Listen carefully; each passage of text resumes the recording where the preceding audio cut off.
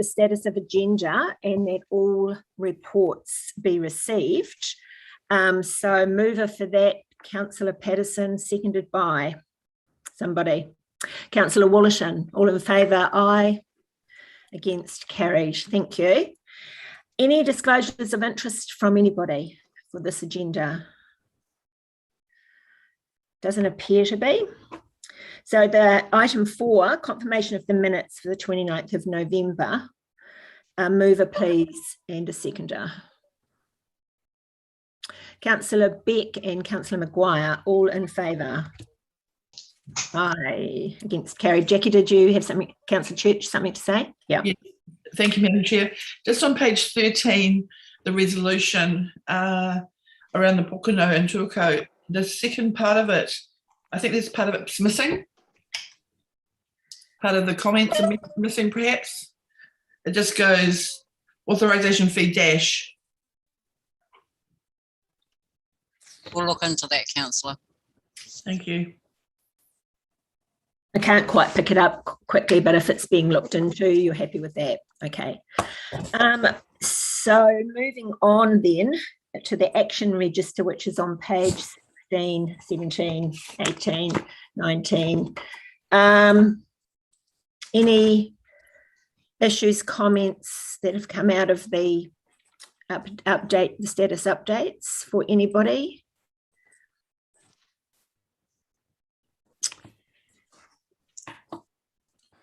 No.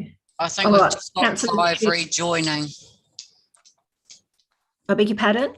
We've just got Clive rejoining if there's any updates on that, what's on the agenda. Okay. Councillor Church, are your hands still up or is it up again? It's up again. Just on the agenda, it's page 19 at the bottom, the library agreement. The action was sent to the map was sent to Councillor Eyre, but I just wonder when we have these actions, because usually they're often that we're all interested, so perhaps I wouldn't mind seeing the copy of that map, for example. So just not sure of how we handle when they're on the actions, whether it's reply all or just reply to particular people. You could, like the map example would have been helpful to me, but that's just really an overall question as well. Yeah, for future. I'm sure the map can be sent out to everybody from Brian. Councillor Eyre. Just speaking to that, I'm happy to forward it to everybody because there was a little bit more detail than the map. I believe it was just sent to me because I specifically asked for it last time round, so that's why. Okay, well, thanks. We'll let, if you don't mind doing that, Councillor Eyre, that would save Brian a job. Councillor Wollerton. Yeah, page 19, I'm not sure if what was Councillor Church was talking about, the Water Governance Board. I was hoping, is there any more information on there, actually direct rather than just 3 lines? Depending on the topic. The feed and what was happening. And yes, I think depending on the answer and the question in there, we might discuss that in public excluded just in case there's anything that crops up. So if you remember to remind me when we get into public excluded, we can talk about that just in case there's any sensitive information, if you don't mind. I did wonder, but I just wanted to bring it to attention because it was in, thank you. Okay, Councillor Beck. Yeah, thank you. Just above there, page 18, coming on to 19 is the recruitment of the halls officer. Just wondering if a suitable number of applications were indeed received. Who can answer that? I don't know if we've got the... look, I'm not aware of how many we've had, but I can get back to you, Councillor Beck. Yeah, thank you. It's actually, it's an innocuous little sort of item and a small part of our business, you might say, but actually there's quite a few issues there across the district, and more resource in that area would be greatly welcome. Thank you, Roger. Councillor Eyre. Thank you, Madam Chair. Just on that note, actually, somebody just enlightened me. So we haven't got Samantha as our halls officer? I believe she does another job. Okay, so she's still there. Roger, would you help? Yeah, so Sam is our venues and events team leader, and she has a team of people. Deirdre looks after cemeteries, and then we're trying to build a team who can specifically help out with the hall side of things. So she oversees that area, but she's not directly doing all the work herself. I just on that note, and I guess that I asked that question because I know myself and a number of other councillors with the staff changeover, and there's no urgency to this, but is it possible to get an updated list of who's in what teams, what staff we have? Because it is a bit problematic if community members are sending emails to, and this was raised, I believe, by Councillor Church some time ago, if they're sending, community members are sending emails directly to staff that have disappeared or have left, for whatever reason, so then we can inform our community. Is that achievable, to get an updated list of staff contacts?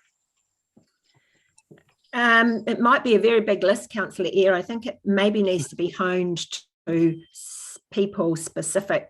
I don't know, Roger or Alison, Clive, to the managers. Yes, Alison, thank you. Yes, so just through you, Madam Chair, you'll recall that we did speak to the councillors previously that we would like any of these types of requests to be triaged through the general manager of the particular area or the representative ELT member. That's so that we can manage that. But just to reassure you, Councillor Eyre, if we do have a staff member move on from council, there will be an out of office put on their email, so they will know to then contact and seek out the proper person to speak to. I understand what you're asking for is more at the operational level, but perhaps if we can just get Roger to think about how that might work, given that the team is actually absent of that staff member at the moment, how that would work through the system at this point in time. Thanks, That would Alison. be really helpful. And I mean, I appreciate going through an ELT member, and without a doubt, we do that, but community members may not know that, and then they do come to their councillors. So yeah, if we can inform community members as well, that'd be great. Just before I move on, Gayleen, I think Councillor Lynch is trying to get into the meeting. Is she in the waiting room? No, she's not even in the waiting room because Councillor Sedgwick did message me. Oh, she's trying to ring me now as well. So can I ask someone to ring her and find out? I'll do it. Thanks, Jan. Councillor Church. Yes, and also that's also around halls, for example, have had issues around, as an example of people changing jobs, not just people leaving. So obviously it's been really good that when people leave, and operational relationships between, say, a hall or a community group and staff is ongoing, and it's helpful. We get the, hey, I've left and there's a new person. But if there's a job change, then there's been, a few issues around that sort of thing. So just, Roger, just add that to the mix of a solution of how you manage perhaps that. I'm happy to give more details later to you. If I can just comment on that, then look, there is organisations have 10% staff turnover, generally sort of average number. If I just chuck a number out there, when you have an organisation of what are we, 380, that's a good number of staff that we do need to keep updated internally on movements and then help you. So it is a bit of an issue. Our wiring diagrams for the organisation are very extensive, and you can't even print them out. They're just very difficult. As Alison said, there's a lot of information in there. So look, we'll have a talk to the comms team and how we can better give you an oversight of who's doing what, and help you understand where you can direct your queries, etc. Absolutely. I'm sorry I'm just getting text from Councillor Lynch. Can we please add Councillor McAnally as a late apology, if everyone's in agreement with that, as he went to the office. So he has misread something. Okay, so thanks, Roger, for your update. So anything else in the actions register, or can we move on? Okay. So the first report then is the financial performance summary, which I believe, Colin, you're speaking to. So welcome. Yes, I am. Thank you. Thank you. I will be doing the reports today. finance reports today. But before I do, I'd like to introduce Brandon Burta to the council. Brandon is our team leader for financial planning and reporting. He's joined us just after Christmas from a career in Audit New Zealand, and so he brings with him a wealth of experience in terms of council audits, but also accounting experience before that. So just like to introduce Brandon. He's sitting on the meeting today, and over the next few months we'll be asking him to present reports as we go through. Thank you. Welcome, Brandon. So the financial performance report summary for the period ended 31st of December. I have no further comments. I take the report as read, and really just ask for questions or comments if there are any, please. Thanks, Colin. Councillor Sedgwick. Thank you. Colin, is there anything in this that you want specifically to draw to our attention, or anything that is keeping you awake at night? Thank you, Councillor, for the question. Nothing's keeping me awake at night in the financial area. I would note that our revenue is, our recorded revenue is lower than we would anticipate because of the restrictions that the consents team has had, and also the building quality team, where they have a backlog of work to do. So in terms of building quality, we've received payments, but not recorded them as income. So although our revenue may be a little bit down on budget, it will come through as the building quality team catch up, etc. And the same with the consents team. In terms of cash flow, we're still strong. We had a good cash take from the second rates instalment in January, which was more than 10% up on the previous year, which is really good. And we're running as close to $10 million as, in terms of cash balance going forward. This week we borrowed a further $5 million from LGFA. I'm getting into the Treasury area, but it's all about the finances area. So no, nothing keeps us awake at night. The collections are good, and our financial position is as we'd expected. Thank you. I'm very reassured to hear that. Thank you. Thanks, Colin. Councillor Church. Thank you, Madam Chair. Colin, as usual, it's a good report, and I really like how you explain things in words that we can understand, all of us. So a couple of things. On page 21 at the bottom, you talk about the debtors being higher, and okay, and you explain it with the growth and things. My question is really proportionality, because have you got anything to add to that? Debtors, what I would expect, given the rates increases we have, it's probably better than if you applied our overall rate increase to our debtors level. We're better than that, and we have collected more proportionately than in the previous year. Cool, thank you. Yep, that's does that answer your question? Yes, and just a couple of questions on your page 28. Sorry, I have to make it a little bit larger just to check what I wanted to ask. The two main questions is on the top right-hand corner of your the financial summary. Yes. Yeah. So when it talks on the top right-hand corner, I'm really linking in the top one, which is capital expenditure, with the forecast budgets. The forecast budget seems to be really actual is a lot lower than the budget. I mean, it's 28 million to, significantly lower in terms of the bar graph. And really, I was thinking, for me, the capital expenditure on the top right-hand corner, not all of those capital expenditures on there are controllable by us, because we've got developers and other things in there. And I wonder whether there's some way of us splitting that out, because it has come up a few times. I know I've talked about it before as well, Alison, where I'm just trying to judge our performance as well as our finances, but there's uncontrollables that we just have no control over, as opposed to what we can control. And I don't see where that on a summary, how we can track that. So that's really my area, and I'm happy to take that offline further. But I think if you understand where I'm coming from. I do. I will take that offline if that's okay, and work through those numbers. My first thought is that our controllable CapEx is a very small proportion of our total CapEx. certainly this year, and because of the big work program that we have. But I will take it offline and then circulate something to all councillors in response to that. Yes, thank you. Yeah, it's more like the, I guess, service delivery and financials coming together on the summary. So thank you for that. Thank you, Madam Chair. Thanks. Councillor Beck. Yeah, thank you. Just sort of following on, I guess, a little bit from that line, and I'm going to get slightly political, Colin, in my question, so feel free to bail out at any point.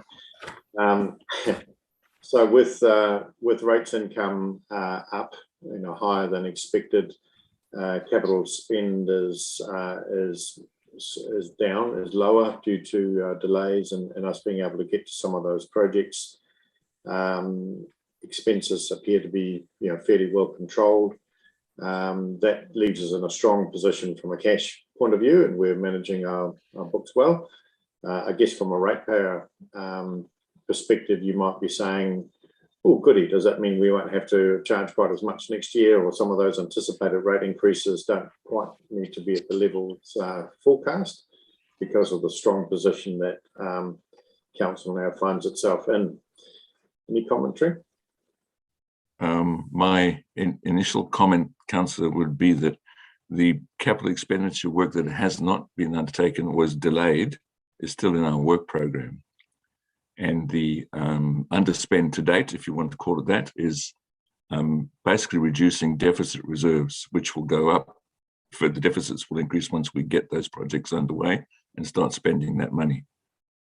So our rates increases are smoothed over the long-term plan period to take into account our capital program over that 10-year period. So if we have delays or speeds, or in fact, if we spend more in 1 year than we anticipated and less in later years, rates are still not affected. They won't go up anymore, but they'll stay the same because they're smoothed over that 10-year period. So it works both ways.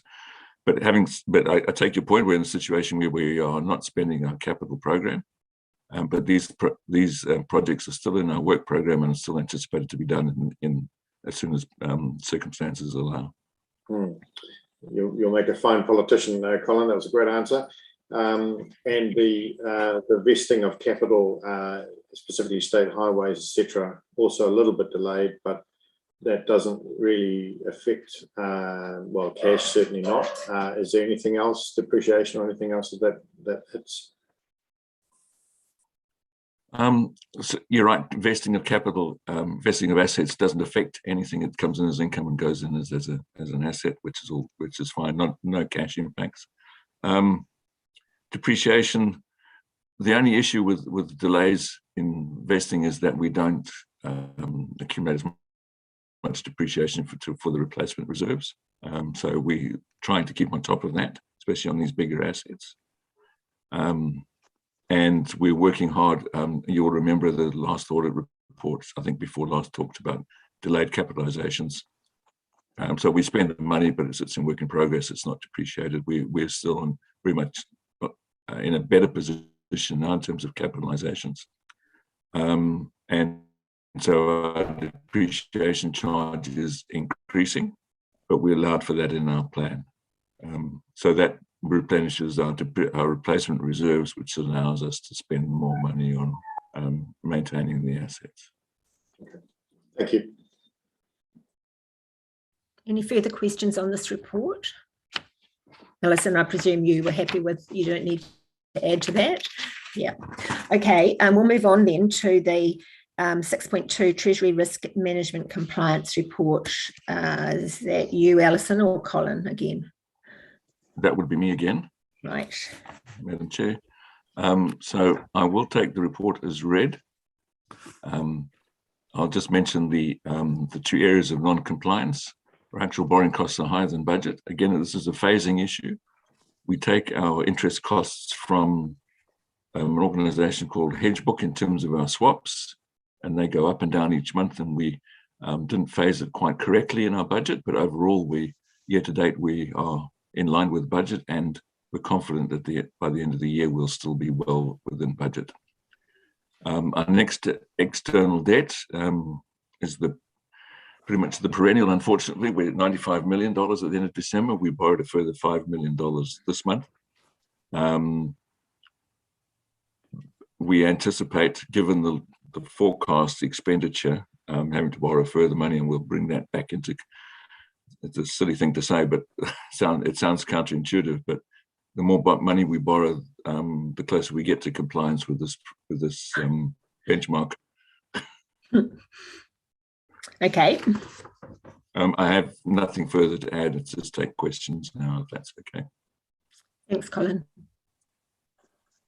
No questions? Anybody got questions?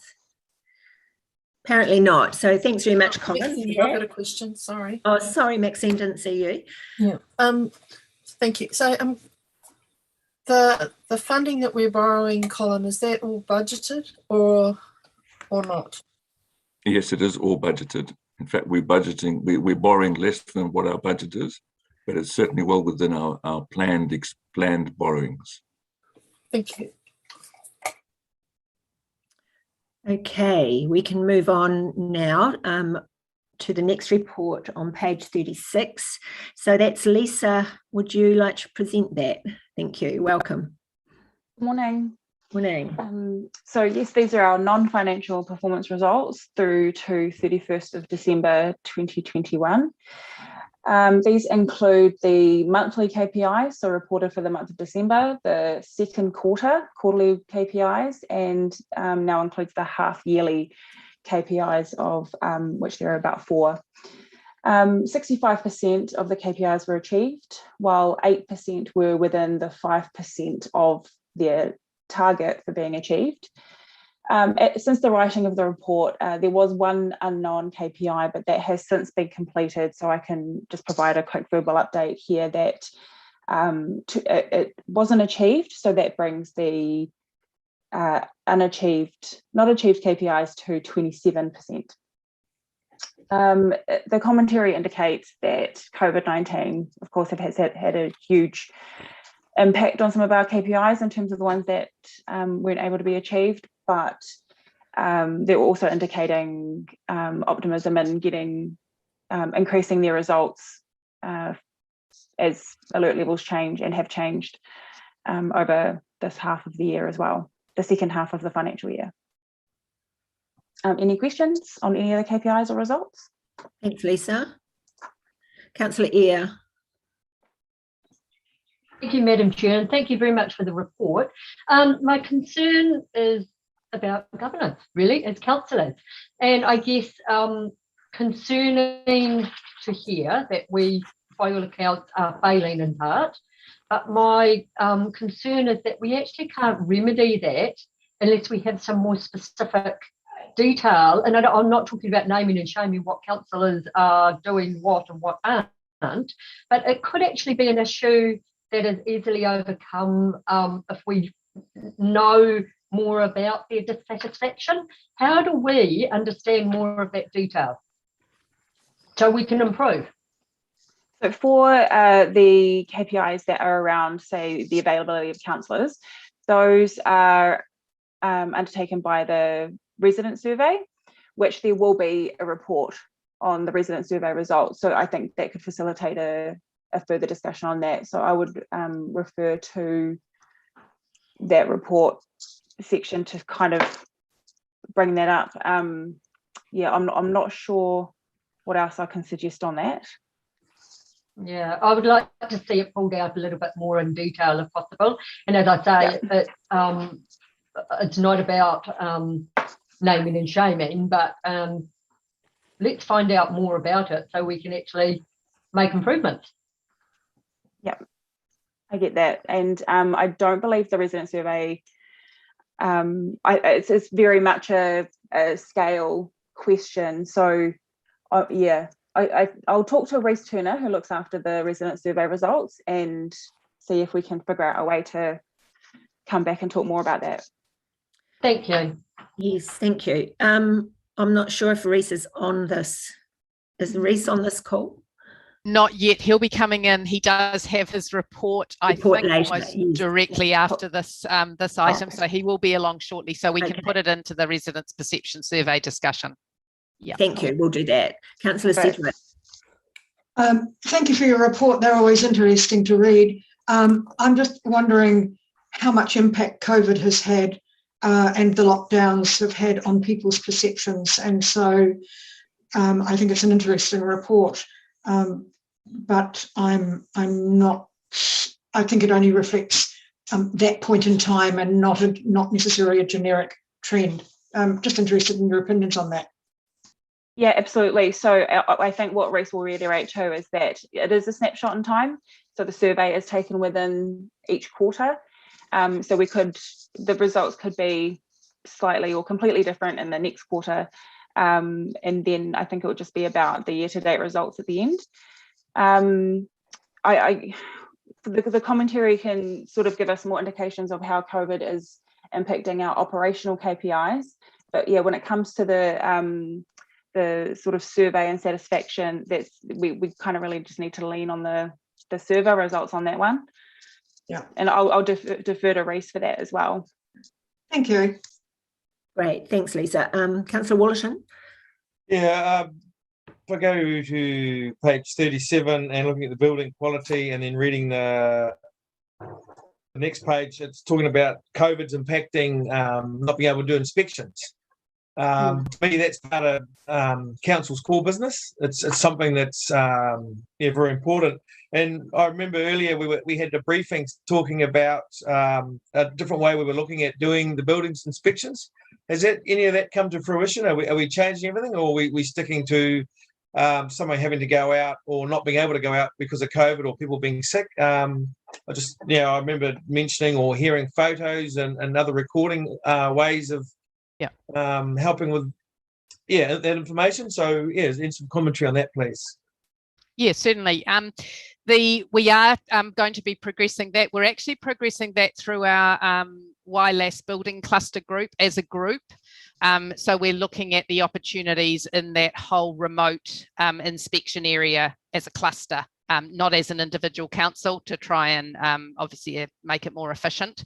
So that piece of work, I believe, is being scoped. We had our meeting on Monday and it was raised at the meeting there, and it's part of a project that the cluster is doing to try and improve our efficiencies with our customers. So it is in progress. I can't give you any timelines on that, but it hasn't been forgotten. Yeah.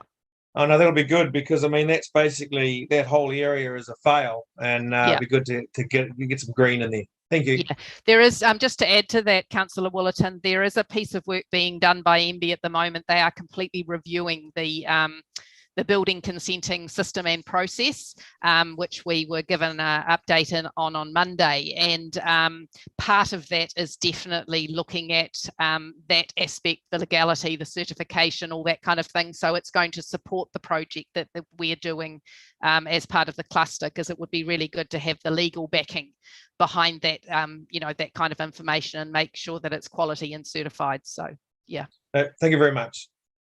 Yes, thanks, Sue. Councillor Eyre. Thank you, Madam Chair. Specifically in respect of the open spaces KPA reporting, where is the information being pulled from to inform? Is that simply from the online service request? I'm not sure on that one. Because I just looked at I've just seen a bit of a red flag in respect of the cemeteries. I mean, I can take this question offline, but I'm aware of 2 other complaints about 2 other cemeteries in December too, which actually isn't reported on there. I'm pretty sure these 3 are from the resident survey as well, actually. But I can. So how robust is that? Do you think it is? Yeah, I can't.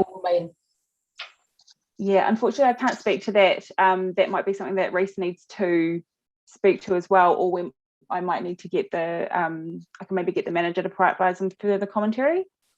Thank you. So can that come through as an action, please? Yep, absolutely. Thank you. Councillor Church. Thank you, Madam Chair. Yeah, just to reiterate a couple of points, I guess that it came up in infrastructure, it was about business continuity, and I guess it reminded me, Sue, around the WLS with the consent, so that COVID has its complications, but if it's a Waikato, if there was solutions to consenting, just to making sure that we have that business continuity in the North Waikato as well. And I just wonder if it's reflected sometimes in this, in these scores for some of the areas, and perhaps even council air around maybe the cemeteries, depending on where it is, and during this COVID time, and perhaps when we're in lockdown. So just sort of flagging business continuity of the whole of the district, and when we're talking within Waikato region, often it's not considered as easy to access that northern part, and just ask that to keep that in mind. Yeah. Can I make a response to that? We certainly don't have any regional delineations on our business continuity for our building work program. Obviously, we were subjected to the boundary issues like everybody else, and the different traffic lights, which obviously we remediated or mitigated as soon as we could by our 3 inspectors up there. Took the test every week to enable them to carry out their work. So yeah, we very much try to keep a consistent level of service across our region, or our district, I should say. Yeah, I think I guess when we're in the different zones last year, when we weren't so vaccinated, those implications for building sites and things were quite a different landscape, for example, than they are now, and it's like a moving target. I guess it just, I'm just wondering with some of these reflected scores, it'll be interesting if it's actually the whole of the Waikato or that area that was more affected. It'd be, but thank you. Any further questions for Lisa on this report? Yeah, look, can I speak? Sorry, I didn't put my hand up. I couldn't find my hand in time. Yeah, look, thanks, Madam Chair. Look, it's been interesting listening to some of the comments. So I'll just touch off one with the building one. Look, I'd say a big percentage of issues around building and complaints seem to end up on my doorstep. And when I look into them and investigate them, in a lot of cases, there's a disconnect between the building firms and their client in relation to what is expectations that are given to clients by the companies and delivery are 2 different things. So when a client is actually filling out a satisfaction survey for council around building, and their inspection has been held up or their building consent hasn't been processed, council seems to cop the blame. My investigations primarily find most cases it's the building companies who are not being honest with their clients, but it's reflected in our survey. So I wouldn't get too exercised about results you see here, because people that have filled it out are probably around that particular area, probably exercised about the fact that their building permit's been held up, or their building consent hasn't been delivered on, or something like that. In most cases, I would say virtually everyone that I've investigated in the last 12 years as mayor have actually fallen back on the building company or the client themselves. So I wouldn't get too exercised about that. Thanks, Mary Ellen. Sue, did you want to comment? Yeah, just thank you for that support, Mary Ellen. It's appreciated, and that is often the case. I actually just wanted to add another one, and it's a good news story. I don't know whether you noticed that there was an increase in customer satisfaction and a reduction, which is a good thing, in the customer effort score. So those were both looking good this time round. So we are making progress. And also there were 2 results that didn't make it in because I think the survey was done too late, but for the library, and the scores there were really significant. They were like, there was 97% satisfaction, and then or 97% recommending to friends and family, and 99% satisfaction. So the 2 red ones in the library, because the survey hadn't been done, it's now been completed, so they will be green next time. So that's helping our results as well. That's brilliant. Thank you, Sue. Councillor Eyre. Oh, you're just clapping? Righto. So moving on then, if there's nothing more. Thanks very much, Lisa, for that. Thank you. Alison will be talking to the district valuation objections. That would be Colin, the other That Alison. will be Colin. All right. Thank you. Thank you. Madam Chair, if I can, I'd like to just go back to the Treasury Compliance Report. There was something I omitted to say, and yes. I saw that Councillor Church had her hand up asking the question, and I need to answer the question because I know what it is. It is, on point 19, we have omitted 2 community loans One is the Port Waikato Community Centre loan, which is not included in there, which we entered into with the community last year for the development of their new community centre. That'll be added in. And the second one is a new community loan to the, I think it's the Hukanui Golf Club, for just the sum of $28,000 for some work that they needed to do, which we facilitated a community loan for them over the December.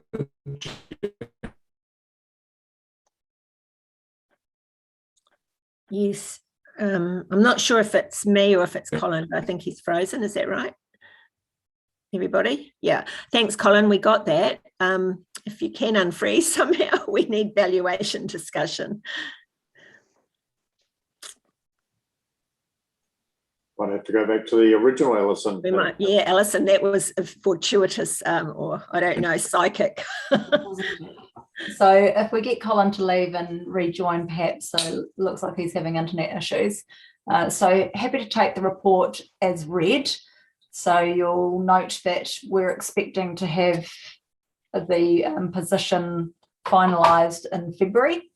This has dragged on for council, which has been dissatisfactory, I guess, but as you'll be aware, the same issues have existed around on-site review of properties, etc., being subject to particular alert levels over the time that the objections period took place. So they have been working hard to get these resolved, and hopefully if you have any questions, Colin will be back in to answer them, because otherwise I might need to defer.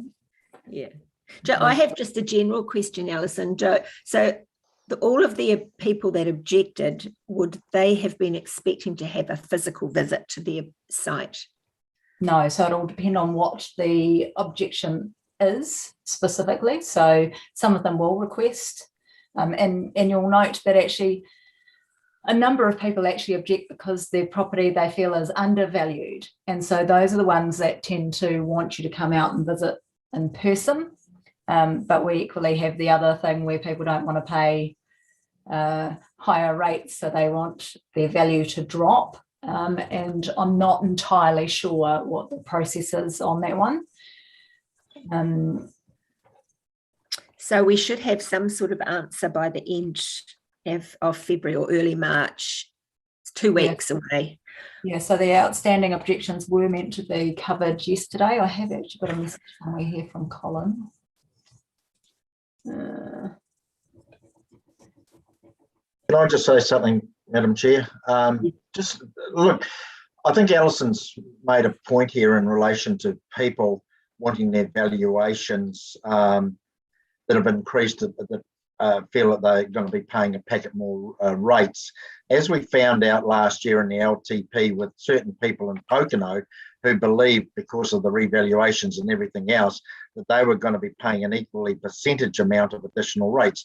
When you actually worked it through the system, a lot of them came down to a matter of only $20 or $30 a year more. So I think there's a perception out there, if your valuation increases by 40 or 50%, your rates are going to increase by 40 or 50%, which we all know is not correct. In actual fact, it's quite often a very minor amount that it actually increases in. But I can appreciate people wanting that, and I can also appreciate people think their valuation is too low, because they're probably people that are actually anticipating at some time and selling a property. But I know from my own experience and family at the moment, and just purchasing a house a few days ago, valuations these days mean absolutely nothing. It's about what the market, that's the valuation, is the market valuation. It is not the valuation we use for the purpose of rating. Yes, I've got a couple more questions here. I think we do have Colin back online. Colin, in time to take all the hard questions. I think that at some point we maybe need to just understand that if the effect on the financials, but we'll ask Councillor Eyre what your questions are at the moment. Thank you, Madam Chair. Not much a question, more to the statement that Mayor Allen has said in respect of increase in valuations. We are also aware that there's been significant increase in rural valuations for those that have multiple titles on their property. So I'd just be interested to know, and I don't need an answer now, of how many of those objections are actually from rural landowners that have actually seen significant rate increases.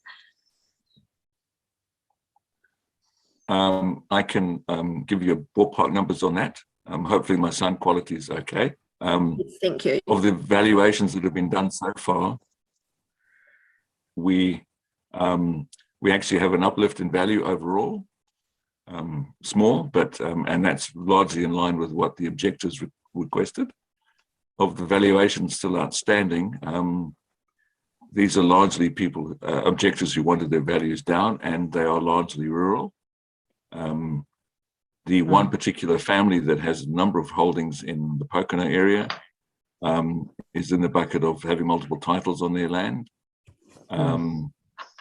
However, they've, as recorded in the report, they've put the properties on the market, but then took them off again, and the values have been round to visit, so we should be getting the results of that this week. But again, most of the objections that we have received to date, that we have received and still have not processed, are rural with multiple titles. And I think that the QV have purposely left them towards the end so they can understand the total picture.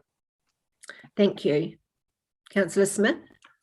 I think going to the Mayor's point, and hopefully you can hear me, the Mayor's point earlier about because it goes up 50% or whatever, or by some percentage, it doesn't go up by that. But sadly, that experience has not been felt by those of us who do have multiple titles, as Councillor Eyre has alluded to. But within the city proximity, I think we went up about 40% and went up 35% in rates. And when I spoke informally with the valuer, I got told in no uncertain terms if I was to lodge an objection that all our titles would be valued individually and we would be paying a unquotable word more rates. So I think there's been a little bit of blackmail, to use a word that I don't normally use, is that if you do it, you run the risk of being rated higher again. If you don't do it, well, you're going to pay anyway. So I think it comes down to the individual cases and where we're located, but I'm surprised that Councillor Eyre, who told me the other day that people out at Te Akau have been hit by the same affliction or closer. So I'm just not really sure what the rationale was behind these valuations at all. It doesn't really stack up because it's not limited only to around the periphery of Hamilton and the Pukekohe and the likes. So maybe just leave it at that. Thanks. Colin, do you have a response? Not to that particular answer, because I think QV would be best to answer that. Yes. But there was a point made, we would like to know the financial impact of this. Yes.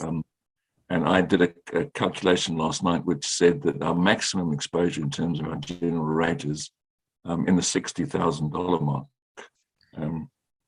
So that's our maximum exposure. So we're not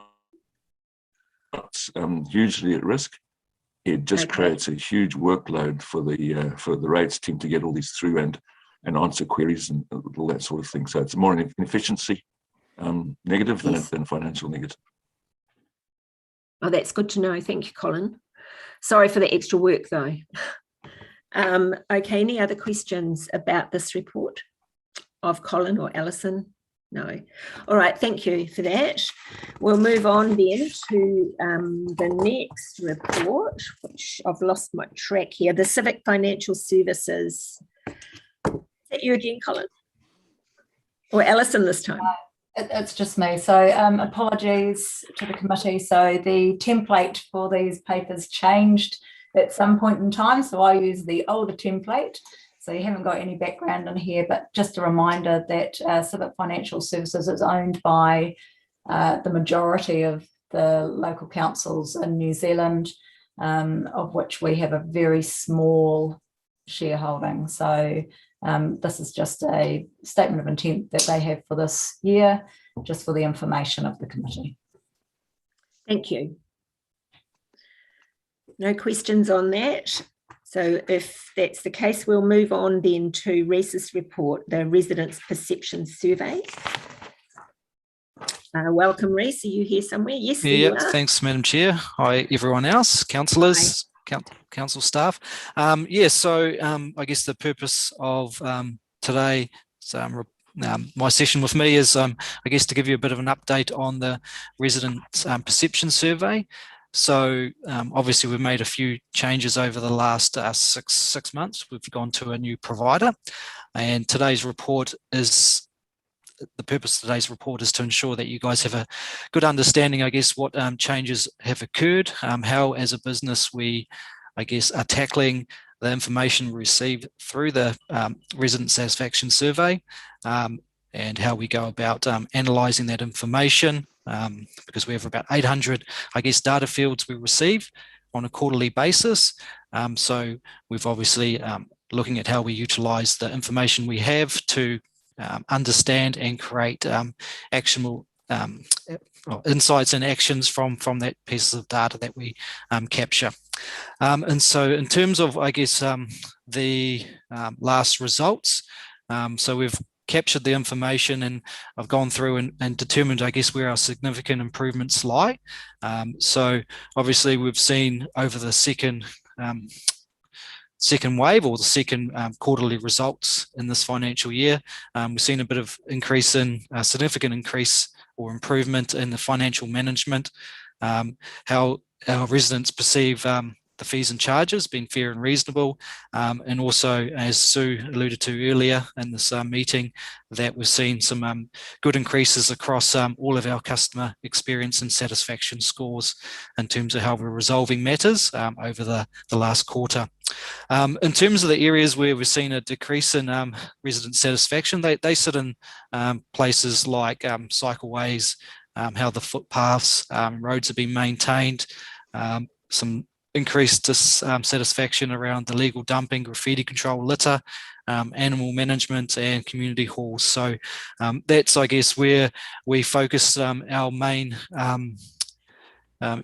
areas, or the main areas focus for us is, I guess, an action group, because we've set up an action group to discuss these results on a quarterly basis. So obviously we've done some analysis, and we've gone, I guess, down that kind of granular level to look at, I guess, where the greatest dissatisfaction sat. So we've identified those areas of our districts, so those individual wards that have seen I guess, the biggest decrease in satisfaction, and I guess made some calls and judgments on the information we have around, I guess, what are the likely causes of that information. So the report contains all that discussion and analysis that we've done at council. In terms of, I guess, probably the most important parts of the next steps. So as a business, obviously we've got to take into consideration what we can achieve in regards to looking at those service level agreements we do have as a business. So obviously we've gone through and go, okay, what's achievable for us, and what do we need to do as our next steps from these results. So obviously footpaths and road maintenance are probably easy ones for us. So the Waikato District Alliance are going to be out in those areas that were raises, or those wards of concern, to do some inspections around the footpath network, vegetation and potholes, as there was kind of believed during those discussions that obviously the wetter spring conditions have probably increased the vegetation growth, and some of those footpaths are likely to be, I guess, obstructed via plants and other bits and pieces. So they're doing a little bit of work in that space. In terms of the litter, illegal dumping, obviously as a business we need to just, I guess, determine how we deter that behaviour from happening, what sort of educational opportunities are available for us, and obviously are there any future bylaws on the cards that can enable us to look at how we prevent this happening further. In terms of animal control, obviously there's a lot of misinformation based on, I guess, our discussions as in our action group. The bylaw is obviously, as you guys are probably aware, there's a lot of misinformation out there on social media and so forth. So I guess as a business, we're going to look at how those comms plans can be, I guess, built up a little bit so more staff around the business can actually collectively, I guess, have the correct information to provide to customers, but other residents in our communities that may be discussing the topic. So in that, I guess, summary is where we're heading in terms of our actions. And in terms of, I guess, satisfaction, kind of celebrating where we've done well as a business. So if we kind of look at cross councils in terms of benchmarking, obviously we've done really well in that inquiry handling space. So we're well above the council benchmark average, which is a great achievement. The same for our waste management and minimisation. So another good result there, and also water supply. So some good results in terms of where our residents perceive us to be at this point in time. And that in essence is, I guess, the report, guys. Yes, thank you, Reece. We have a question from Councillor Sedgwick. Thanks, Reece. And yeah, there are some very good results in there, and I'm really pleased to see them. I have a couple of questions. One is, what's the difference between wave 1 and wave 2? So wave 1 is what our resident provider calls the first quarter. So that would have been July through to September. Yep. Wave 2 would be September, October through to December. Yeah. Just on the bigger issue of council engages regarding key issues, I know that's quite a low figure. Do you have any sort of in-depth thinking on that, or have you explored that? So based on what we have so far, there's nothing that's kind of been conclusive around, I guess, what is driving that. So that would, I guess, there's nothing that's kind of singing out to us. So obviously, if we're wanting to kind of understand that further, we'd probably have to do, I guess, more research with our residents in terms of, hey, what do they actually care about, and what would actually promote those scores? I would be interested to know, because it's a fundamental part of the democracy of a council, is to engage and to make sure people want to be engaged. And we do sometimes have over consultation moments, and I can understand that consultation or engagement fatigue. But I would like to think that more people feel that we are being open and transparent and engaging with them on things of issue. So I'd just like to keep a watch on that one. Thank you. Yeah. Thanks, Councillor Sedgwick. Councillor Beck. Yeah, thank you. Good morning, Reece. Two things. The first one in regards to cycleways, it's a bit of a curious one, isn't it? Because I think we've probably constructed more cycleways and shared paths in the last couple of years than we have in the last 20. There's been a huge amount of new additional cycleways made available, not just through the Tiawa River Ride project, but also in terms of communities themselves actually prioritising it and what we're budgeting. So what it says to me, you're probably right, is that with a lockdown followed by quite a good summer, cycling has sort of gained new interest, and we've got a lot more people riding their bikes, and as a result they're sort of becoming aware of what isn't there, as opposed to how much has actually been added in recent times. Is there a way forward, do you think, your comment there on not being funded by NZTA, is there a way forward, perhaps Councillor Patterson might like to comment, to get recognition by NZTA, a greater recognition by NZTA of the importance of cycleways to our communities, and using evidence such as our resident surveys to support that?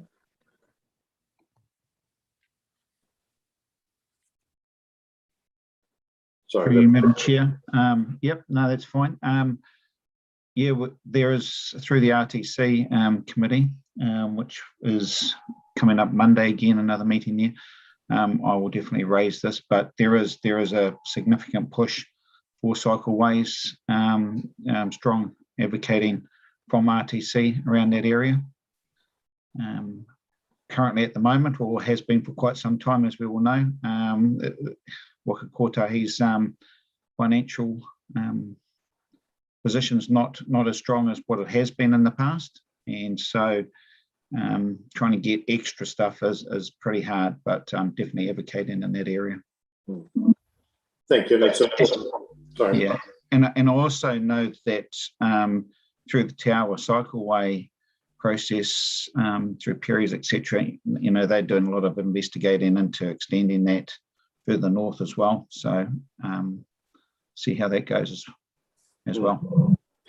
Yeah, and I think we've also seen, not just from a recreation, but as a mode shift to get people out of cars and actually have it as a genuine commuter option, you know, is increasingly important for, you know, all manner of reasons. Thank you. And Reece, my second question, and this one is for you.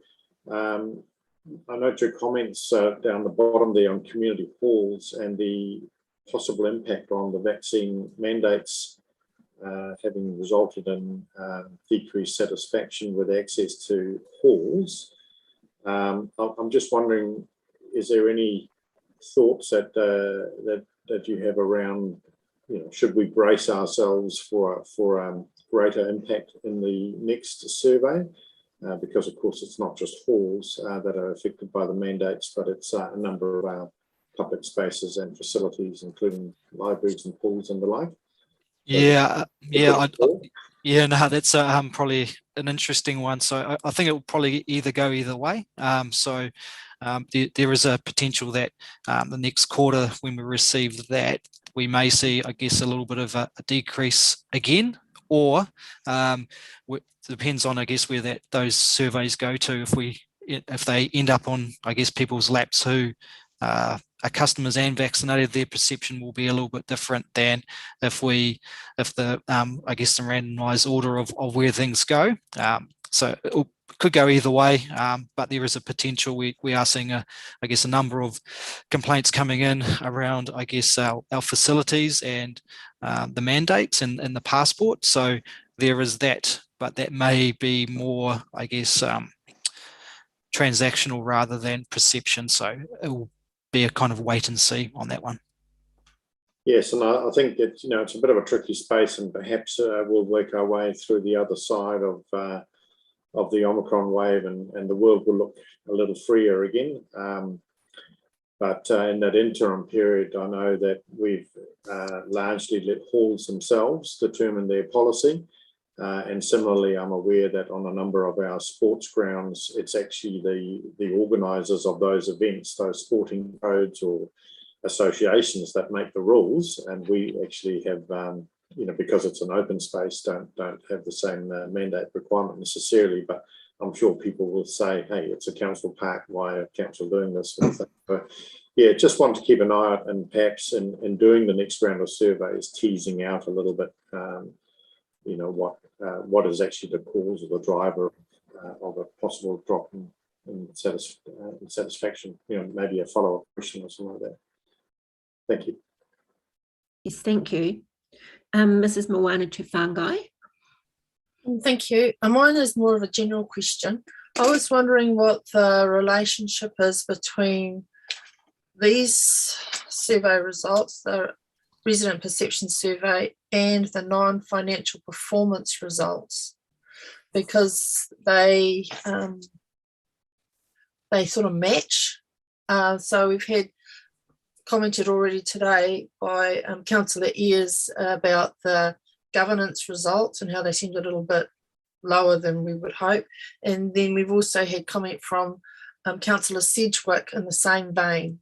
So my question is, do you pull from the same pool of information, or are there two lots of information gathered to give us both sets of results? I don't know I can what answer reports that if you you're like, referring Reece. to. Yeah, sorry about that. Yeah, thanks, Sue. Yeah, no, I can answer that one. Yes, you are correct. So we have obviously the non-performance indicators are our long-term plan KPIs that are for public record, that are determined through the long-term planning process. This survey feeds the results and the data for a number of those KPIs, not all of them. So yes, there is a crossover. So they are indicating the same things. And then what we're doing with the report we're doing on the perception survey is drilling down on the areas of interest within the perception survey. So it's just it's a broader discussion. So the LTP KPIs, that's where we get the results from, and then the perception survey feeds that. So there is definitely a connection. Yeah, so 12, we've got 80 questions in the resident perception survey. 12 of those are LTP questions. Okay, so it's a better, so for me, and better understanding the results from for the non-financial performance results, it helps to read this and understand this better, because it just gives a more fuller picture on what's going on. Yeah, okay, thank you. You've answered my question. Thank you. Councillor Maguire. Yes, Reece, you mentioned footpaths maintenance and people always looking for that.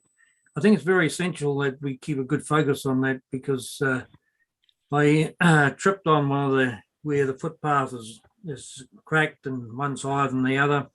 They go along with a grinder over at Mount Maunganui Tauranga Council and grind them off. But I tripped on it and it took 2 years to come right.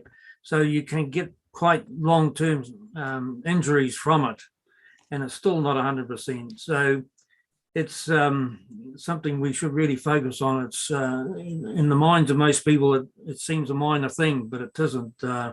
When you get an injury like I did, which hampered me for some time, and so keep that focus on that. I haven't walked our streets, like Huntley, Narrawaki, or Raglan, to see whether there's any with how we compare with Bay of Plenty, but it's certainly. I noticed that they've got the grinder out all the time on footpaths, just leveling them off so you can't trip on them. So I just thought I'd pass it on to you. And just on halls, the Pukidale Hall has only had one person, that one group of people that, due to vaccine passes, couldn't take the either hall. So most people are, playing the game and hiring the hall with vaccine passes. Thank you, Councillor. Thank you. Councillor Eyre. Thank you, Madam Chair. Just firstly, I would find it really helpful if we could see a copy of the survey. It would give me better detail and understanding how this is used to inform. So is that possible to get it circulated, a copy of the survey? We'll have to check on there. There's obviously some security stuff that council needs to go to kind of share it. We haven't quite, we're trying to work with our providers to see if we can get a kind of a web-enabled version of it, which will be easy to share. At this point in time, it's kind of an Excel spreadsheet, which kind of, you need special permissions to access it. So it's probably something we could have to follow up with our IM department. But they do have some concerns around security, because obviously, it's a risk. Okay, I'll leave you look into that one further. But I'm happy to catch up with any of you guys if you want to look into the detail a little bit further.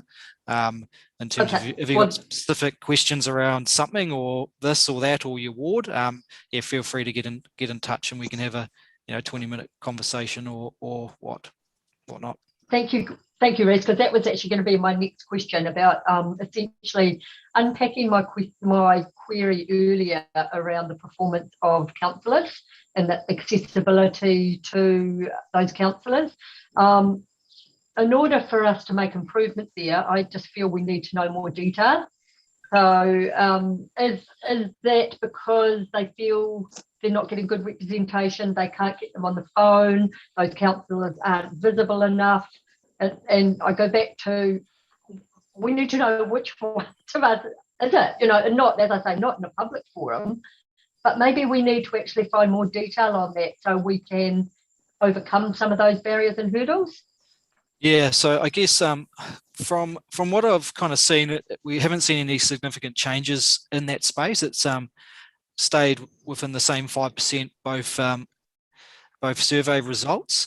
What I can have noticed is that around the kind of first wave of COVID, the councillors who were, I guess, on the ground more in terms of response and those lockdowns and who were really active, they did show a bit of a spike in terms of, I guess, resident perception of how they were, I guess, conducting themselves. But obviously once that we went out of that kind of lockdown period, it changed again. So it's gone back to, I guess, a bit of a level pegging. So I guess it's a bit of you can have a look at the data and see, and do probably your own analysis on what have you done differently from, I guess, first quarter, second quarter. So that may be kind of give you a bit of an insight in terms of, I guess, what's going on in your wards. Yeah, but from recollection, throughout this triennium, we've never surveyed well. So I don't think we can entirely put it down to COVID. Yeah, I guess it's not, it depends. So you surveyed the same. So there's been no significant difference. And I'll have to bring up the benchmarking figures because they'll give you a clear indication of how it's perceived across the country, not just in our districts. So I guess that will give you a bit of understanding of where we sit across council. So just further to that, Councillor Eyre, we have looked at the benchmarking from other councils, and our KPI is quite high compared to other councils. Yeah, I think, Councillor, you're wanting to have a bit of a deeper dive into this area, and I'm sure other councillors would be interested as well, without naming names and shaming people, is what you were saying, wasn't it? Correct. So exactly. maybe we And can take it offline at some point with the team, if that's okay. I was also going to suggest we can have a look at the wording of the question and whether there's some other opportunities to maybe at a point in time once a year or something do a deeper dive. We can take that back to the survey group and just have a think about how we might get you some more in-depth information if that's what you're interested in. So we'll just see what's possible and maybe come back to you. Thank you. So I'll go to Mayor Allen before I go to the councillors. Thanks. Yeah, look, thanks, Madam Chair. Look, as long as I've been around, councillor, this hasn't changed greatly. So I wouldn't get too exercised about it and get staff running off doing all sorts of things about it. I think the cruel fact of it is a lot of people, quite honestly, don't hold council or councillors in very high regards in a lot of cases. A lot do, but a lot don't either.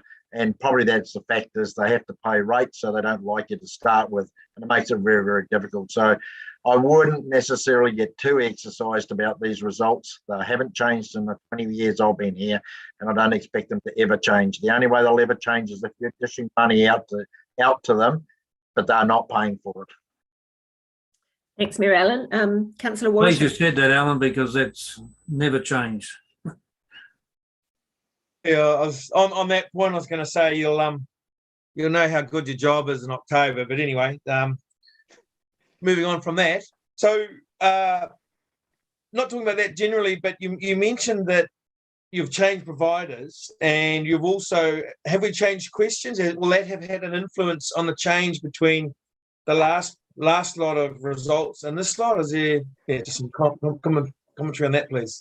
So yeah, we're just comparing. So we've changed providers, and this is the second survey that we've received from them. So if you're looking, this report doesn't contain any of the historic data from our other provider.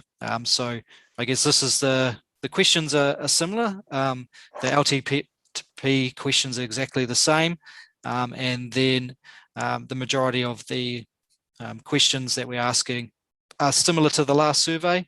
It's just more aligned to, I guess, current best practice in those spaces. And obviously there's some additional questions that we previously didn't include around, I guess, safety in our communities, civil defence preparedness, and there's a few others that have been added in to, I guess, give us a bit more of a comprehensive view of, I guess, our key functions as a council. No, thank you for that. Just means that it will be a fair comparison. So thank you. Thanks. Councillor Church. Thank you, Madam Chair. Rhys just raised a couple of, I guess, red flags for me. So when we change providers, we don't have any agreement to retain history that we can carry forward. So we've got that comparativeness. And so I assume that we fixed that with our new provider, just as an example of my concern. So we've taken this as an opportunity to reset. I think this was kind of raised with you guys over a number of meetings over the past 12 months that this new provider, our old provider, was stopping running surveys for councils. So we could have picked and done exactly the same, but obviously we felt from the process we went through that the previous provider wasn't providing us the data that we needed to actually inform business improvement and actually thoroughly understand the data we're collecting. So that's in essence why we've gone with Key Research in this space, because they provide us a lot more insights at a granular level down to ward detail that is easy to read and digest as council staff, so we can actually take that information and move forward in a positive direction. So I guess I reinforce, yeah, so I guess if and when we ever change, I expect that we can actually access historical data. That's, I guess, what I'm trying to underline. Yeah, the historical data is stored in the ECM database, and it has been presented through multiple channels. So it still exists and it is kept. I guess I want to reinforce a couple of things. Well, actually, Your Worship, you're absolutely right. It's the same conversation we have almost every time we have these presentations. I think around, one thing that we want to be able to control is our performance to our ratepayers, because every one of the councillors, including the mayor, wants to do a good job. That's our controllable department. So I guess that's why we spend a lot of time on this, and then feel a bit frustrated that we don't get enough, I guess, of that lower level that perhaps other departments may get from that granular stuff. And so I'm reiterating, I guess, support for I personally also would like Caro, Councillor Eyre, to have a bit more granular understanding. But I guess over to you, when I think about the last 3 traineums, for me, the same conversations come up where we've got complications around access to councillors, because, and I think that Your Worship mentioned it quite a few times in the past, if someone gets the answer that they don't like, then they're going to say no, that they didn't get in contact, as an example. So contact and satisfaction with the answers can also impact those things. That's why the reasons why they're not happy is very important. Those comments at that granular level are quite important. And this is for our department, and also, I guess, a sense of that trust and a relationship between council and our ratepayers. This is a key area for us to understand and get an objective opinion. So I support that a little bit more work and thinking is being going around, because we actually have this conversation every year around wanting more information, how we understand it better. And also things like, social media, it amplifies that. You've commented on some people might be more active in the COVID and then it pops back down. But so does that mean that if I get rang up and I've tagged my local councillor 3 times and they haven't replied to a tag on social media across 25 postal groups, is that not satisfactory? So again, that's an example of the more sophistication about how we communicate. So just a few things. Happy to expand it. I know Councillor Sedgwick is with communications, it's her area as well, it's my area as well. So we'll be quite happy to give a bit more feedback offline about how important and why, and because we have the same conversation every time. Thanks very much. Yes, thanks, Councillor Church. So we'll have a discussion offline with Rhys about this. Yeah.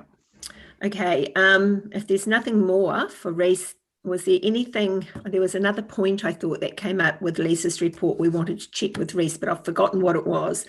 So if someone can remember. I think it was the cemeteries, I believe. Yes, something like that.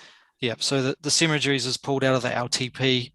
Was it LTP question? It must be if it was on Lisa's report. Yeah. So basically, I guess it's just tracking as per normal from what we can see. Obviously, there may be a bit of a difference in results from previous provider, but in terms of there's no significant decrease in satisfaction there. Okay, so it could be just one-off. So I think Councillor Eyre is going direct to the cemeteries manager about that, I believe. Yes. Yeah. Thank you. Thanks very much, Reese, for that information. So I appreciate you on the call. Cool. Thanks, guys. Thank you. Have a good day. So, Clive, since you're here, are you going to address the Well Energy Trust draft submission? Yes, through you, Madam Chair. I'm happy to bring this forward. Thank you. So I'll take the report as read. This is in relation to a submission to Well Energy Trust, as we've done in the past, with their consultation, public consultation around their annual plan. We've supported a number of areas around the quick response and supporting, continuing to support responses to the impact of COVID-19, systems approach to the wellbeing project, supporting further collaboration between the trust and capital beneficiaries, i.e. ourselves, and working to identify where the trust can better contribute to our area. And we're recommending that no decisions are made around changes to allocation of funding until the completion of the community investment strategy, which is due to be completed in April. And as we have previously, we've stated that we're somewhat uncomfortable with the proposal to revert to discounted, to a discount scheme. Other than that, it's reasonably straightforward. The consultation period will close on the 16th of March. And yeah, so other than that, any questions? Happy to take questions. Councillor Beck. Yeah, thank you. I'm just conscious Mayor Allen put his hand up and it's the letter is in his name. I'm happy to go after him if he wishes to speak first. Thanks, Councillor Beck. Thanks, Madam Chair. Hey, look, I think the letter's quite self-explanatory. One of the issues that we've got here is if they follow the line of giving and as a trust, it's pretty easy to just give back one bulk discount to everybody who is connected to the well network systems, whether they're a contributor or not. And look, and personally myself, I benefit from that as well. Not as if I need it, but I do get it. And everyone that's got a separate account gets a separate allocation. But in reality, what it does is it takes a lot of money out of circulation that would be going to a lot of needy organisations that end up on our doorstep because they no longer have access to funding. And sometimes it's down to 5,000, 10,000 to 20 or 30,000. So what it does, it takes a hell of a lot of money out of circulation that was there historically. And that's where I have a real issue. If you're going to take money and actually just bulk deliver it back to the community that way, you might as well just ask the well network not to charge as much and not distribute it at all. It just makes a bit of a mockery of it. But what's happened is it's become a ploy over a period of time that I've been involved in this, which is many years, to actually get yourself elected effectively by putting your hand up and say, we're going to give it back to you as users. Now, that's not in the essence of what the trust was set up to do. So, yeah, it's fair to say the capital beneficiaries, which are Hamilton and ourselves, don't necessarily support that approach in any way at all. So that's why I've mentioned it in the letter. So, Mayor Allen, I notice it says we're somewhat uncomfortable. Do you think perhaps we need to make that wording a bit stronger? I'm trying to maintain a relationship too, Councillor. So. Okay. Thank you. Councillor Beck. Yeah, thank you. Yeah, so that was one of my points, in fact, that I think the wording is not strong enough. It actually doesn't quite reflect where our conversations have gone. And I guess in looking at page 77 of the report in front of us, the working with capital beneficiaries, the key three questions is how does the trust optimize long-term capital growth for, blah, blah, intergenerational benefit. The bottom blue box is the same, impact investing over intergenerational timeframe. And the third one is how can they better contribute to our priority areas, which of course for us are captured perhaps most accurately in the blueprints. And giving discounts, as Mayor Allen says, doesn't do any of those things. So the answer to their own three key questions is their direction is out of step, is out of line. So number one, I think our wording should be stronger. We're not just uncomfortable. We actually think it's not achieving what they set out to do. And number two, I guess if I can sort of throw in a hand grenade with the pin out, two suggestions going forward. One, do we have any ability when opportunities arise to review the way in which trustees are elected? Because if all of a sudden between us and Hamilton we've got 98% of the shares, if the way the trust members are elected is out of sync with meeting our priorities on behalf of the community, the same community that they're elected out of, should it be reviewed? Should they be perhaps appointed by the shareholders or some other mechanism? That's version A. Version B, perhaps even more controversially, Mayor Allen, I'm not sure if you have a view on this, but if they're finally in a position to be able to hand back most of what they get in, perhaps the trustee has met its objectives and we can wind it up early. Let's not wait another 30 years to get our 50 million out. If the trustees are review that objectives have been met, we can dissolve the trustee now.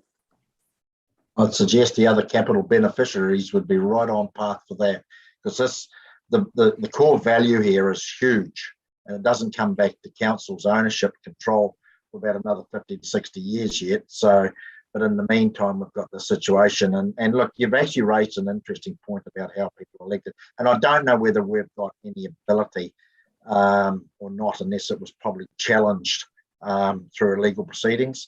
No idea. And it's probably a discussion that needs to be actually held with Hamilton City as the two major capital beneficiaries, ourselves and Hamilton, and we probably need to broaden that. So just remind me, as cross-boundary, that's probably something that needs to be raised.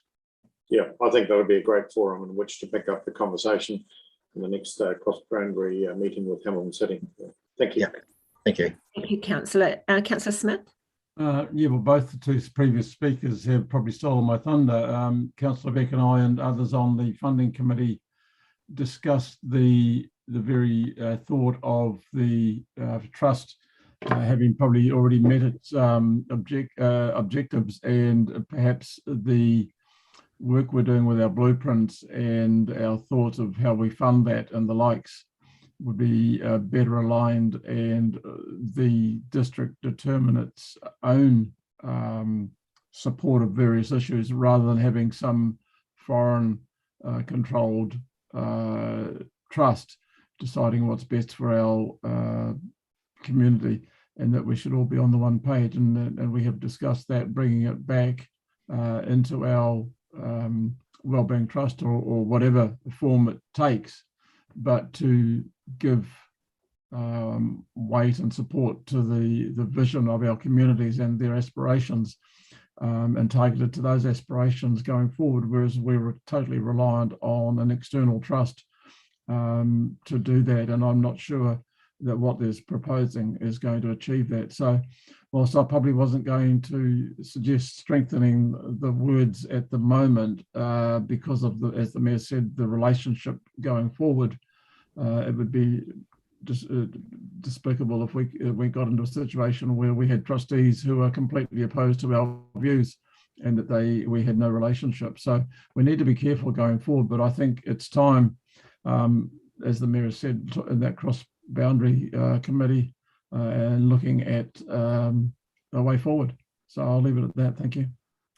Thanks, Councillor Smith. I wonder whether, if any other councillor has anything they would like to submit for the submission to change or not, that they feed that back to the Mayor, because maybe, Mayor Allen, you might like to have a discussion with Councillor Beck offline and look at the wording again, or not?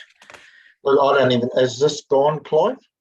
This is about to be approved, and it hasn't gone. It doesn't go till what date, Clive, did you say? No, Madam Chair, the letter has been sent. Oh, right. Okay. But we've got the opportunity for further submission to amend or, strengthen, change. That's not an issue, so we can do that. I thought there was a date you said, end of 16th of March is the end of the consultation period. Oh, okay then. All right. Well, maybe we could have a think about whether we. So the other thing is in relation to the cross-boundary discussions that we have with Hamilton is a joined-up approach between Hamilton and ourselves may be able to garnish a bit more support for a bit of sympathy for both Hamilton and ourselves in the way this is dealt with, because this is not new. This was done a number of years ago. Then we had a new committee came on that reversed it all and was distributing funds throughout the community to all sorts of avenues. But this one, unfortunately, another block got together, got themselves elected on giving it back to everybody, whether you deserve it or not. And a lot of us don't need it, but was given it back. And I don't agree with those principles, but that's an easy one to sell if you're trying to get elected, of course. Yeah. And that's what's happened here. Can I just jump in again if I can? My problem is with giving it back, you've overcharged in the first place. And I think you alluded to that, Mayor Allen, insofar as it's really bad form that you get elected on a basis that you're going to overcharge people to give it back to them, and it's robbing Peter to pay Paul. It's just ridiculous, and it's quite offensive in my view. Yeah. So we can maybe have a consideration whether we have a further joint submission with Hamilton City Council. Is that what you're suggesting, Mayor Allen? Look, what I'll do is I will talk with Hamilton City about this, along with a number of other issues. But I think it's fair to say Hamilton are not happy about it either. But it's as to whether we have any clout, even though we are the two capital beneficiaries, realising that Waipa's got about 1 or 2% in this, but it is Hamilton and Waikato primarily. If we have any joint clout, I'm just not sure that, because in reality, they're meant to consult with us, they're meant to listen to us, but they don't have to agree with us. I suppose you might say that's council in reverse, I suppose, if you want to be cynical. Okay, all right.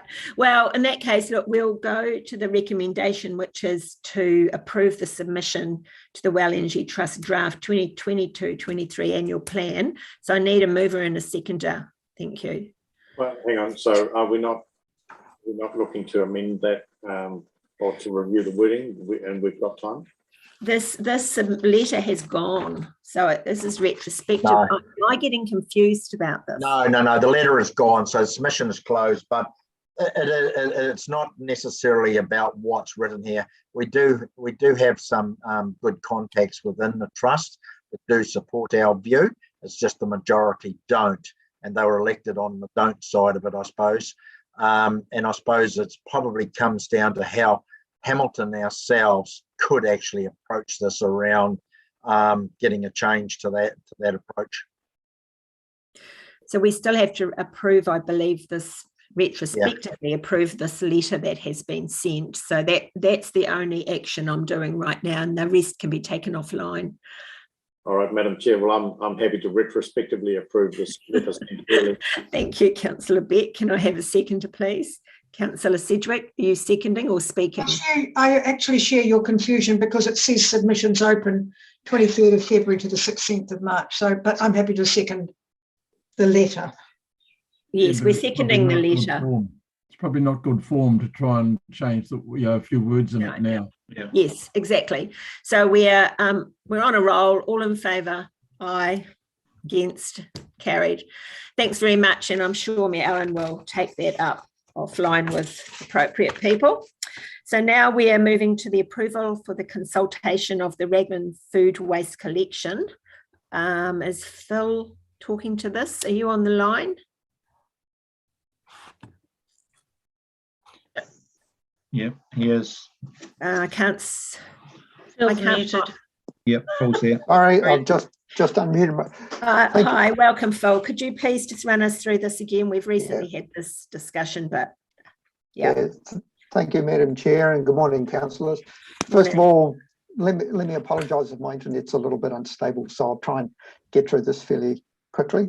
With your permission, I'll take the report as read. We've had 2 workshops, one in December and one fairly recently, regarding the consultation and the details and the content around that. This report has taken into consideration the guidance that Council has provided and the comments and suggestions, and we've distilled that into this report. So this report is now seeking approval to go ahead with the consultation in Ragman, proposing a targeted rate of $72.90 for the service. So any questions or comments, please? This was fully discussed only last week, I believe. Yes, yes. Councillor Beck. Yes, thank you, Phil, and I'm pleased to see that it appears as if the use of the Waste Minimisation Reserve Fund is appropriate or can be used for the supply of the hardware, as it were, the capital component being the curbside caddies and bins. So that's is that right? So that it still says yes, we'll get consideration too, but at this point it looks as though that's a right path. Yeah, the reason I put the word "will give consideration to" in there is because we haven't actually consulted with MFE, but my reading of the situation is it's probably okay. So I think in the discussion we had in the workshop that Mayor Allen suggested that we wait and see what results the consultation throws up, and we can discuss it further at that point when we come to the point of discussing the results of the consultation. Okay, thank you very much. Mayor Allen. Yeah, look, I'm happy to move this recommendation. I think let's get on with it and see the true conviction of people in Raglan as to whether they support this. So yeah, look, I'm happy to move it. I think it's a big step forward. I've had 5 years of service and haven't had to pay for it. Now it's time to actually start paying for it. And it's one of those things, I think, once you've got it and used it, you start to realise the value of it. You start to think, do I really want to, or can I afford to lose it? And I'd suggest these people don't want to use it. I just hope the majority don't want to lose it, because I'll make it quite clear that I don't support any form of us propping it up any further past the end of this financial year. It's got to be back to the community. Thank you. Councillor Church, I don't believe, were you at the workshop on this? I don't believe you were. Have you a question? Yes, yeah, and I have given some feedback back to Councillor Thompson about so that's, I'm happy with that part.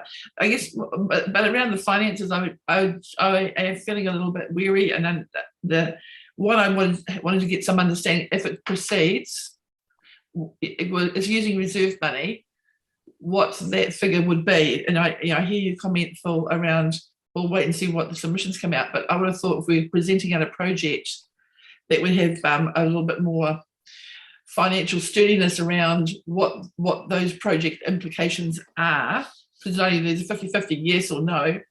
So my questions were, what is the cost of those caddies? What's the implications for the reserve fund, and how much is left in it? And what's the implications for any other projects?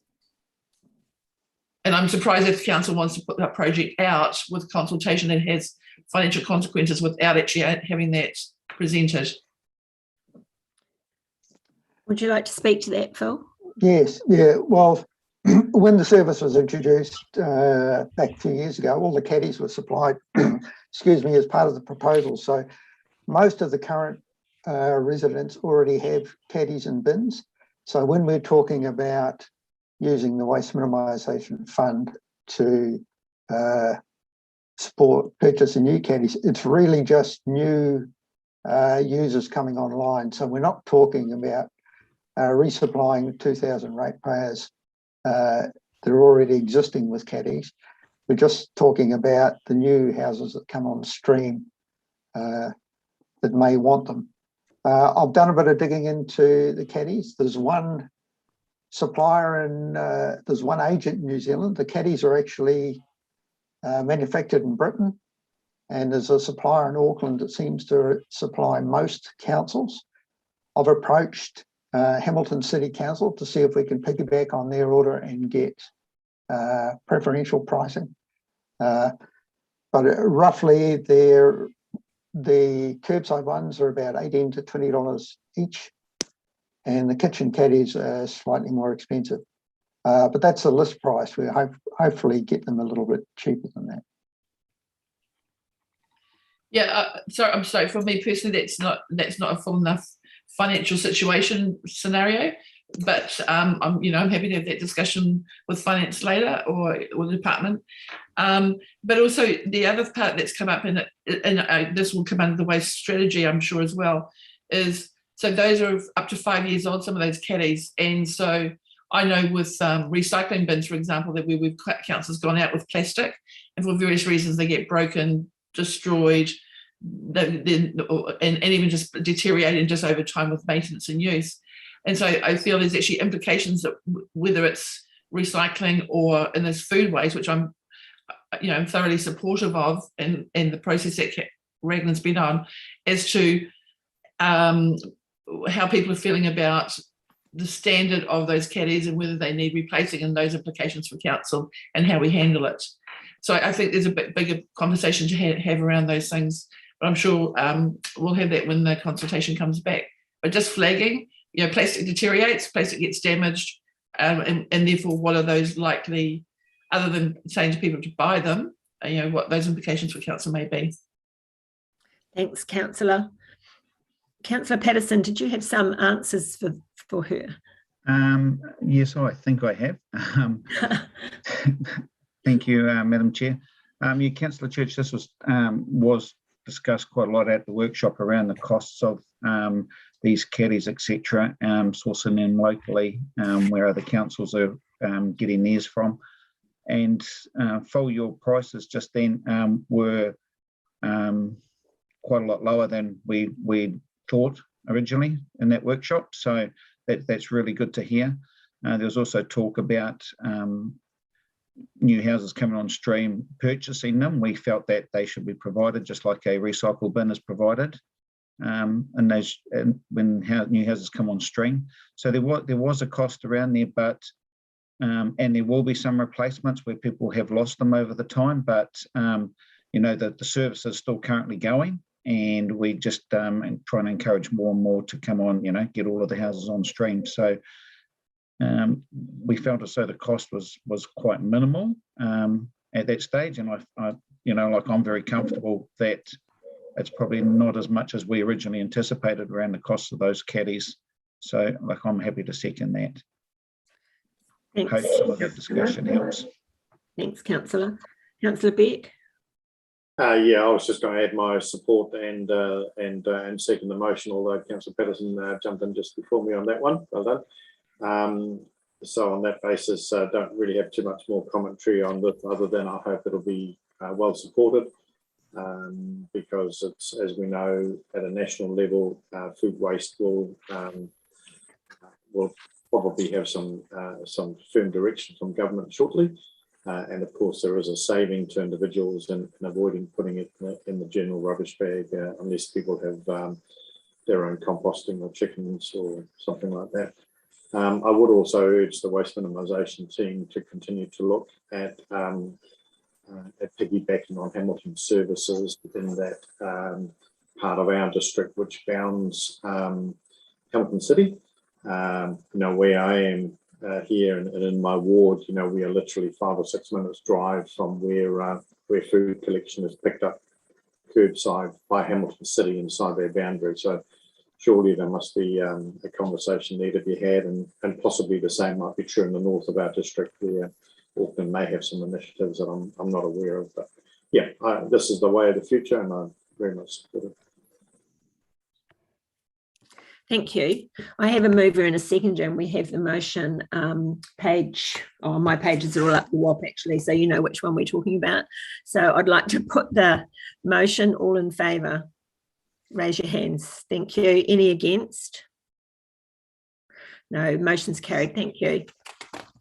So we are now at the end of the open meeting. So I need someone to move us into public excluded. Thanks. Councillor Patterson and Councillor Wallerton, all in favour.